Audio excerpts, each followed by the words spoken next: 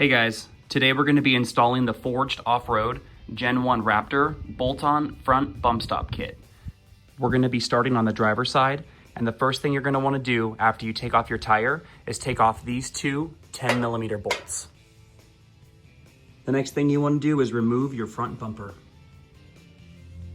Now inside the frame you'll see two metal circles. The one on the right needs to be removed in order to install the welded backing plate. The opening is fairly small, so if you need a little more room, you can take out these two 15mm bolts that hold the tow hooks on. Here are the tools I used to remove that round piece of metal. I used a flathead screwdriver to kind of pry it forward, and then I used the pliers from inside the frame to wiggle it back and forth until it broke off. When you're finished removing the metal plug, it should look something like this.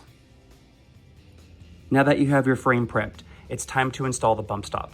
You want to make sure that you install the air bump into the can first, and then loosely install the two pinch bolts. You want to make sure that you're using the notched welded backing plate along with the 20mm and 16mm bolt to hold everything together. Just a reminder, good idea to use some blue Loctite anytime you reinstall bolts.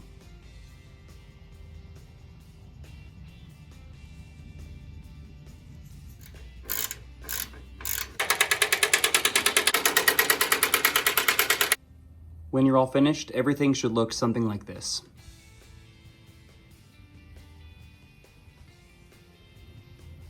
Next, we're moving on to the lower control arm strike plate. You're going to want to install this piece on the bottom.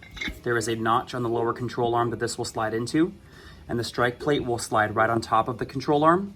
With all of the supplied hardware, everything should mount right up. The strike plate installs over the S on the SVT on the lower control arm.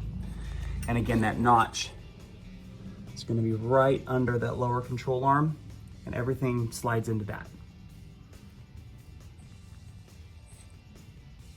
This is the completed driver's side.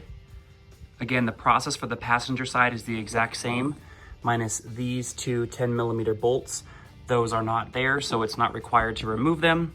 You'll just have to remove that metal round piece and install the exact same way.